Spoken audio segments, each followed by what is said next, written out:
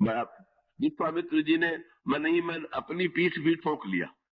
बोले बड़ा अच्छा हुआ मैं राम के साथ लक्ष्मण को भी मान के ले आया, अगर ये ना भाषण देता तो ये तो ऐसी चुप्पी मार के बैठ गए कि उठने का नाम ही नहीं ले रहे। तो बहुत अच्छा हुआ।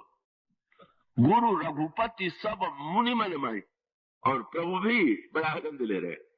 कितना बढ़िया क्रोध है, जिससे ईश्वर को प्रसन्नता हो रही, जिससे भक्ति को प्रसन्नता हो रही, जिससे भगवान को प्रसन्नता हो रही, ऐसा विलक्षण क्रोध। गोस्वामी जी का शब्द यही है कि गुरु रघुपति सब मुनि मन माही, मुदित भय पुनि पुनि पुल काई। श्री सीता जी को तो इतना सुख मिला कि चलो कोई ऐसा तो है जिसमें इतनी तेजस्विता है, इतना उत्साह है, जो हमारे प्रभु को प्रेरित करने की शक्ति रखता है। और इसीलिए विश्वामित्र जब लक्ष्मण भाषण दे चुके, भगवान राम के संकेत पर बैठ गए, जब ये जो दो विवाह के प्रसंग चल रहे हैं और ये श्री राम सीता के विवाह की चर्चा है, यहाँ पर काम दोनों में है। दोनों के व्यवहार में भिन्नता थी। क्या जब शंकर जी पर काम ने आक्रमण किया तो शंकर जी ने तीसरी आंख खोली और काम को जला करके नष्ट कर दिया। पूछा गया आपने काम को जला क्यों दिया? शंकर जी ने कहा कि मैं श्री राम के रूप में डूबा हुआ था और काम ने श्री राम के रूप से मुझे अलग करने की चेष्टा की। जो ईश्वर से दूर करने की चेष्टा करे उसे तो नष्ट ही कर देना चाहिए। भगवान शंकर ने काम पर क्रोध किया और काम जल गया। भगवान राम ने काम को जलाया नहीं, शिव ने जला दिया। और शिव जी को भी जलाने के बाद तो फिर बचा नहीं पड़ा, क्योंकि फिर वही समस्या थी। शंकर जी ने काम को जला दिया तो शंकर जी के लिए कोई समस्या नहीं, लेकिन सबसे अधिक समस्या काम के जलने की जो हुई, प्रसन्नता जो हुई, तो तारकासुर को हुई। क्यों? उसका एक बड़ा सूक्ष्म अर्थ है, पर आप उसको चैतन्यता से सुनेंगे। महापुरुष को निष्काम होना चाहिए किस काम? महापुरुष तो निष्काम ही होते हैं। शंकर जी ने काम को जला दिया तो इसका अर्थ है कि वो निष्काम है। लेकिन श्रेष्ठ लोगों की निष्कामता कभी कभी लोक के लिए बड़ी अनर्थकारी होती। कृपया आप ध्यान से इसको देखें। इसका कभी कभी दिखाई भी देगा कि भाई बुरे व्यक्ति तो क्रमशः आगे बढ़ करके सारी वस्तुएं पाले, और अच्छा व्यक्ति ये कहे कि हमें कुछ नहीं चाहिए, हमें क्या लेना देना, तो उसका परिणाम क्या होगा? अगर अच्छे व्यक्ति को कुछ नहीं लेना देना है तो जो कुछ है वो बुरे व्यक्ति को ही तो देना। इसलिए तथ्य ये है कि अच्छे व्यक्ति में अपने लिए कामना भले ही न हो, पर लोक कल्याण के लिए वो कामना को स्वीकार करे। इतने सुख के लिए कामना न हो, लेकिन संसार के हित के लिए, अन्याय को मिटाने की कामना तो होनी चाहिए। तारकासुर तो यही मान के चला था ना। तारकासुर जब तपस्या करता है और शंकर जी ब्रह्मा वरदान देने के लिए आए, तारकासुर से पूछा तुम क्या चाहते हो? उसने यही कहा कि मैं चाहता हूं कि मेरी मृत्यु न हो। उन्होंने कहा ये तो संभव नहीं। तो अपना बड़ा बुद्धिमान अपने को समझता था, उसने गणित किया क्या कि शंकर जी को पूर्ण काम है, शंकर जी तो निष्काम। जब विवाह व्यक्ति करता है काम के कारण कामना से प्रेरित तो करके, तो ऐसा बढ़िया मैं वरदान मांगू कि ब्रह्मा चाहे दे चाहे न दे पर मेरी मृत्यु न हो। तो उसने कहा अच्छा महाराज, तो एक बात है, शंकर जी के विवाह से जो बेटा उत्पन्न हो उसी के हाथ से मरूं तो मरूं, नहीं तो दूसरे के हाथ से नहीं। और उसका गणित क्या था? न उनमें कामना है, न उनको आवश्यकता है, न विवाह करेंगे, न बेटा उत्पन्न होगा, न मैं मरूंगा। उसकी पूरी ये दैत्यों की बुद्धिमत्ता हमेशा इस दिशा में इसी दूरगामी गणित की ओर रहती है। परिणाम क्या हुआ? शिव अगर निष्काम हो गए तो शंकर जी के लिए ठीक है, लेकिन संसार के लिए तो महाकल्याणकारी। और तारकासुर ने कहा, सुना तो उसने तो नृत्य गीत का आयोजन किया। मैं यही समझ के तो मैंने वरदान मांगा। मैं तो जानते ही था कि शंकर जी में काम का लेश नहीं। इसीलिए अंत में लोक कल्याण के लिए शंकर जी को विवाह करना पड़ा, और विवाह यदि करना भी पड़ा तो काम को भी स्वीकार करना पड़ा, काम को भी जीवित रहने का वरदान देना पड़ा। और इसीलिए जब भगवान शंकर को देवताओं ने बधाई दी तो ये कह करके बधाई नहीं दिया कि आपने बहुत बड़ा काम किया कि काम को जला दिया। उन्होंने शब्द यही कहा, काम जारी रति कह बर दीधा कृपा सिंधु यह अति भर की। आपने काम को जला करके रति को वरदान दे दिया कि आपने बहुत अच्छा किया। तो भगवान शंकर ने पहले काम को जलाया और उसके बाद काम की पत्नी रति को। और शंकर जी का क्रोध भी बिल्कुल संतुलित। क्या? जिस क्रोध, जिस तृतीय दृष्टि के द्वारा सारी सृष्टि का प्रलय हो जाता है, का जब भगवान शंकर ने उस क्रोध का उपयोग किया तो कितना संभाल के किया। हेम के ऊपर, हेम की डाली के ऊपर काम बैठा हुआ था। शंकर जी ने देखा, सौरभ पल्लव बदन विलोक भयं कोप कंटेउ त्रैलोका। शंकर जी को क्रोध आया तो सारा संसार कांपने लगा, अब हम लोग गए। लेकिन शब्द क्या आता? कब शिव तीसर नैन उघारा चितवत काम भयउ जल छारा। तीसरी आंख तो खोल दी, पर संसार के जलने की बात तो दूर रही, आम का वृक्ष भी नहीं जला। आम के वृक्ष की एक पत्ती भी नहीं जली, एक डाल भी नहीं जली, काम जल गया। शंकर जी से किसी ने पूछ दिया, महाराज आपने काम को जला दिया पर आम को क्यों छोड़ दिया? तो शंकर जी ने कहा, भाई इसमें बेचारे आम का क्या दोष?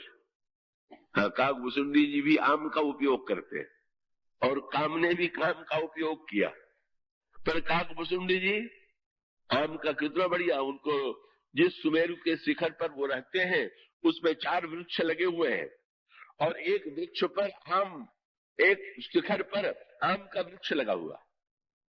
आम तो बहुत ही रसीला होता है, कैसी तृप्ति देने वाला, कैसा स्वादु ये आम का फल है। और ये रस की जो प्यास है किसमें नहीं, लेकिन वो रस की प्यास कैसे पूरी हो? काकभुसुंडी जी कितना बढ़िया उपयोग कर रहे हैं। आम के वृक्ष के नीचे बैठ जाते हैं और वहां बैठ के क्या करते हैं? आम छाह कर मानस पूजा तज हरि भजन काज नहीं दूजा। आम के नीचे बैठ के भगवान का ध्यान करते हैं, भगवान की मानसिक पूजा करते हैं और उस पूजा में उनको रस मिलता है। शंकर जी ने कहा, भाई दोष रसाल का नहीं है, बस अंतर ये है, काकभुसुंडी आम के नीचे बैठते हैं और काम जो है वो आम के ऊपर बैठता। ये दुर्गुणों की प्रवृत्ति है। वो छाया में बैठते हैं और वो शासन की प्रवृत्ति से ऊपर बैठ करके अपनी शक्ति का दुरुपयोग करता है। भगवान शंकर का अभिप्राय था कि क्रोध उतनी ही मात्रा में की जानी चाहिए जितने मात्रा के द्वारा केवल बुराई मिटे। जैसे एक शल्य चिकित्सक छुरी का भी प्रयोग करता है, पर उसकी विशेषता यही है कि वो छुरी का प्रयोग उतनी ही मात्रा में करता है जितना अंग काटना चाहिए। शरीर की रक्षा के लिए जितना आवश्यक है उतना ही प्रयोग करता है। यही शंकर जी के काम क्रोध की विशेषता थी। रति आ गई और रति ने आकर के भगवान शंकर को बुलाना दिया। रति ने भगवान शंकर से कहा, महाराज आपने मेरे पति को जला दिया तो मुझे भी जला देते। भगवान शंकर ने कहा, नहीं तुम्हारा क्या दोष और मैं तुम्हें क्यों जला देता? तुम तो रति हो और सारे संसार के भक्ति जो काम को नापसंद करते हैं वो भी रति को पसंद नहीं करते। अब भरत जी से बढ़ करके निष्काम कौन हो? लेकिन कुछ नहीं चाहिए उनको, पर क्या चाहिए? अर्थ न धर्म न काम रुचि, गति न चाहो निर्वाण, लेकिन जन्म जन्म रति राम पद। बस जिनको रति चाहिए वो तो भरत जैसे महाविरागी और महात्यागी भी है। भगवान शंकर ने कहा अनर्थ रति में नहीं है, अनर्थ तो काम में। रति में तो मिलन की तीव्र आकांक्षा है, और ये मिलन की तीव्र आकांक्षा अगर भगवान से जुड़ जाए, भगवान के चरणों से जुड़ जाए, तो भगवत चरणों की रति बनकर के व्यक्ति को धन्य बना देगी। और वस्तुतः काम ही जो है वो वासना की सृष्टि करके इसमें अनर्थ के बीज बो देता है, इसीलिए मैंने काम को जला दिया। पर रति ने कहा कि महाराज इसका परिणाम क्या होगा, और आप कृपा करके बताइए कि आपने ये दंड क्यों दिया? तो शंकर जी ने ही उत्तर दिया, इसने श्री राम से मुझको अलग किया, इसीलिए मैंने जलाया। लेकिन रति ने जो बात कही वो शंकर जी को पसंद आ गई। रति ने कहा महाराज हमारे पति ने संसार में चाहे जितनी भूल की हो, पर आपके ऊपर जब हृदय पर बाण चलाया तो मैं समझता हूं कि मेरे पति ने सबसे बड़ी सेवा किया। क्या? रति ने याद दिलाया, बोले आपको याद होगा प्रभु भी आपके सामने पहले आए थे, श्री राम भी आपके सामने प्रकट हुए थे, और श्री राम ने आपसे विवाह करने के लिए कहा था। और महाराज आप भगवान के रूप में इतने मगन हुए कि भगवान की आज्ञा को भूल गए। तो मेरे पति ने बाण चला करके तो भगवान की आज्ञा की केवल याद दिलाई कि विवाह कर लीजिए, तो हमारे पति को पुरस्कार मिलना चाहिए कि दंड मिलना चाहिए? सो तुरंत प्रसन्न हो गए। अच्छा अगर ऐसी बात है तो तुम्हारा पति अशरीरी बन करके जीवित रहेगा। और अशरीरी बन करके जीवित रहने के साथ जब उसने कहा मुझे तो बिना शरीर के मिलन के पूर्णता की अनुभूति नहीं होगी, तो भगवान कृष्ण ने कहा, भगवान शंकर ने कहा द्वापर युग में जब भगवान कृष्ण के रूप में जन्म लेंगे तब तुम्हारा पति उनके पुत्र के रूप में जन्म लेगा, तुम्हारा श्री कृष्ण के पुत्र से विवाह हो जाएगा। कितनी बढ़िया बात है। शंकर जी ने कहा काम को भगवान से कैसे जोड़ दिया जाए, काम भगवान का पुत्र बन जाए, भगवान काम को स्वीकार कर ले और वो पुत्र आज्ञाकारी के रूप में भगवान की आज्ञा का पालन करे। इस तरह से काम के प्रति भगवान शंकर का व्यवहार हुआ। भगवान राम, यह भी अनोखी बात, यहां पर भी काम आया, और काम जैसे शंकर जी पर आक्रमण करता है, श्री राम पर भी वो आक्रमण करने के लिए आया। आपको याद होगा, आपने पढ़ा होगा, उस वाटिका में जिस तरह श्री सीता जी सखियों के साथ चली, उनके हाथों का कंकण, उनके कट की करधनी, उनके चरणों का नूपुर बजने लगा, और वो आभूषणों की ध्वनि श्री राम के कानों में गई। भगवान राम सबसे पहले, भगवान राम जब तक जनकपुर में नहीं आए थे तब तक तो भाषण में भगवान का गद्य बड़ा सुंदर होता, पर अयोध्या में कभी उन्होंने कविता नहीं बनाई।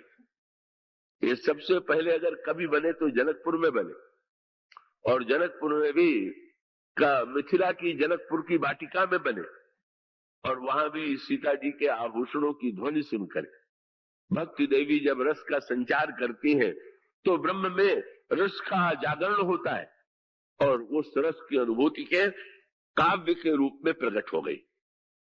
भगवान ने श्रोता किसको बनाया? लक्ष्मण जी को। वैसे व्यवहारिक दृष्टि से देखें तो एक बात उचित नहीं। क्या? श्रृंगार की चर्चा न तो बड़ों से की जाती है न तो छोटे। श्रृंगार की चर्चा तो केवल बराबरी वालों से की जा सकती है,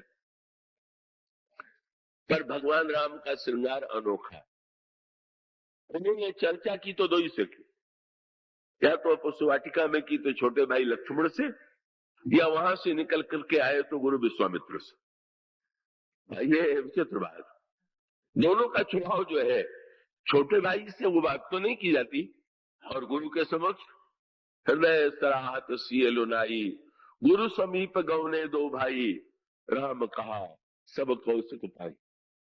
राम का काम बड़ा विगत पड़ा है, श्रृंगार में जो छिपाने की प्रवृत्ति है वो प्रवृत्ति नहीं है। भगवान श्री राघवेंद्र ने लक्ष्मण को श्रोता बनाया।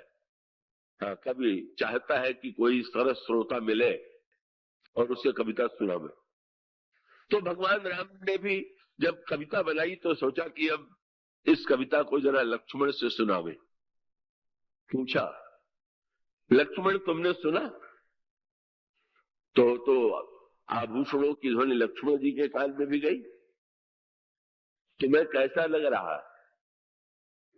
लक्ष्मण जी उस समय तो नहीं बोले, उस वाटिका में तो उन्होंने मौन ले लिया, पर बाद में जब प्रभु ने उनसे पूछा कि जब आभूषणों की ध्वनि हुई तो तुम्हें क्या लगा, तो लक्ष्मण जी ने कहा मुझे तो यही लगा कि जैसे वेद की ऋचाओं का नाद हो रहा है, वेद मंत्र की ध्वनि निकल रही। उनका भाव दूसरा है।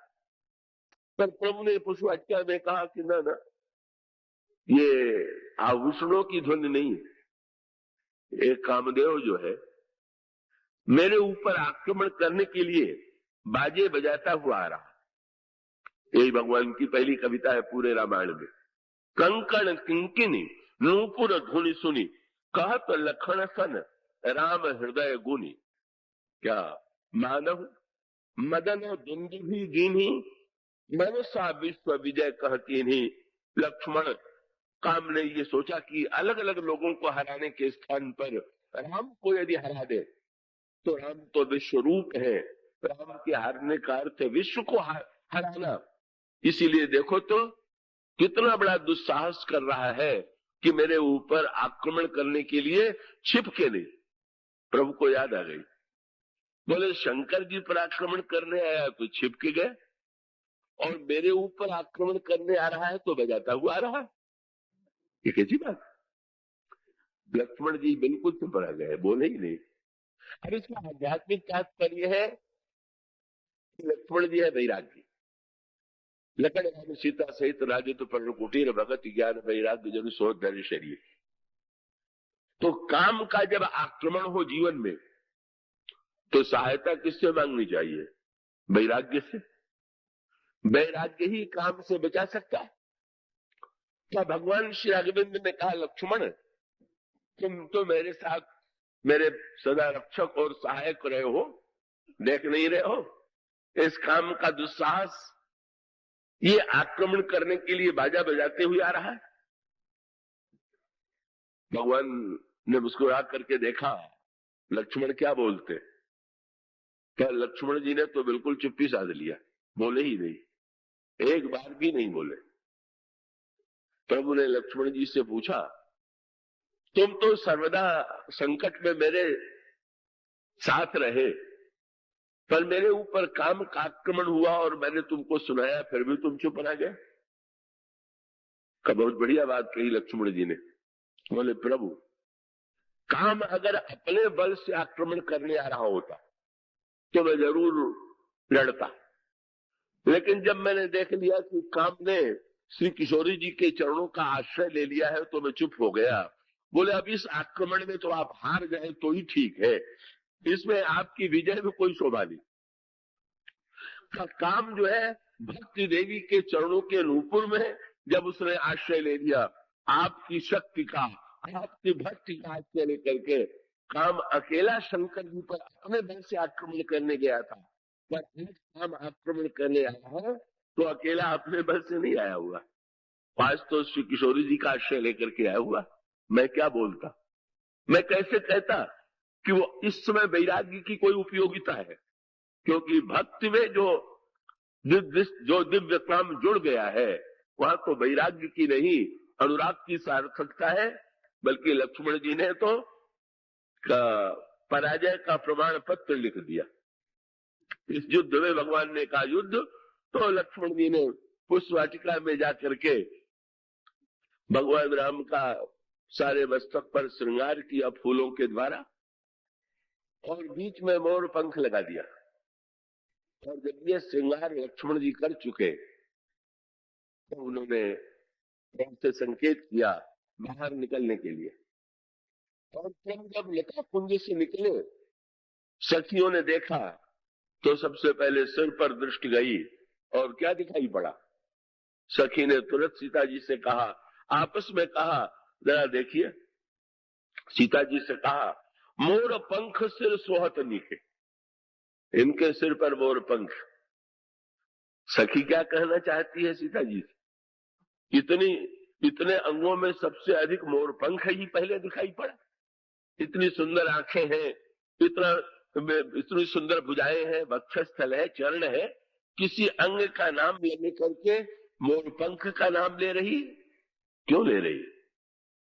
सखी का तात्पर्य था कि देखिए ना, जब कोई हारता है तो सिर माथे पर अपनी हार स्वीकार करता है।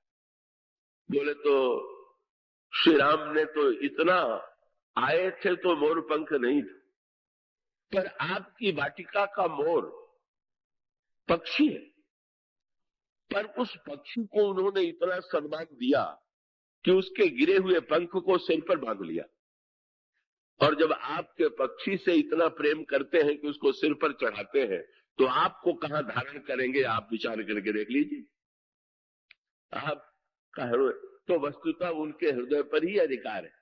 और इस तरह से पहली बार काम ने भक्ति का आश्रय लिया और श्री सीता जी के चरणों का आश्रय लेकर के भगवान के मन में भी क्षोभ की सृष्टि करने में, अनुराग की सृष्टि करने में समर्थ हुआ। फिर काम की पदोन्नति हुई। कब? धनुष यज्ञ में। पहले तो चरणों में आया और धनुष यज्ञ में श्री सीता जी भगवान राम को देखना चाहती है, पर देखती है बिल्कुल एकटक नहीं देख करके ऊपर नीचे देखती है और आंखों में बड़ी चंचलता। ये किसकी चंचलता थी? गोस्वामी जी ने कहा सीता जी प्रसन्न हो गई। किस पर? काम के ऊपर। क्यों? बोले तुमने हमारे प्रियतम के हृदय में मेरे राग का संदेश पहुंचा दिया, मेरे प्रेम का संदेश पहुंचा दिया, इसलिए तुम्हें अब मैं चरणों से उठा करके उन्होंने स्थान कहां दे दिया? जिस समय सीता जी श्री राम को देखती हैं उस समय गोस्वामी जी लिखते हैं, प्रमुई चितव पुनि चितव मही राजत लोचन लोल खेलत मनसिज मीन जुग जनु विधु मंडल डोल। काम आज आंखों में आ गया। और बोले तुम्हारी चंचलता का सदुपयोग यही है कि तुम चंचल बने रहो पर निरंतर श्री राम से जुड़े रहो। मानो अब जो है, पहले काम चरणों में आश्रय लेता है और अब काम जो है वो दृष्टि मिल गई कि काम तो सुंदरता कोई खोजता है ना। सीता जी ने कहा तुम सुंदरता की ही तो आकृष्ट करते हो व्यक्ति को, तो मैं तुम्हें ऐसी सुंदरता की ओर ले जाती हूं जिसको पा करके तुम धन्य हो जाओगे। सो काम ने पहले चरणों का आश्रय पाया और बाद में नेत्रों का। और जब इतनी उन्नति सीता जी ने दे दिया तो भगवान ने घोड़े को, बस जब घोड़ा बन के आ गया, जब दूल्हा चला तो काम घोड़ा बन करके आ गया। और भगवान श्री राम ने मुस्कुरा करके बोले जब भक्ति देवी ने तुम्हें इतना महत्व दे दिया तो अब तो तुम मेरे वाहन हो, अब तो मैं तुम पर बैठूंगा। और भगवान श्री राम तो घोड़े के ऊपर बैठ गए, काम घोड़ा बना और अब काम ने राम को पा दिया। दूल्हा राम जो है वो घोड़े की पीठ पर बैठे हुए। काम ने जब राम को पाया, अनोखा दृश्य क्या, यही बरबाजी राम असवारा कहीं सारदौल न बर नहीं पाए। भगवान राम दो पशु दिखाई देने वालों की पीठ पर बैठे। एक तो किष्किंधा कांड में हनुमान जी जो बंदर दिखाई देते हैं उनकी पीठ पर बैठे, और विवाह के प्रसंग में घोड़े की पीठ पर बैठे। प्रभु से किसी ने पूछा कि आपका दरबार तो अंधाधुंध है, क्यों?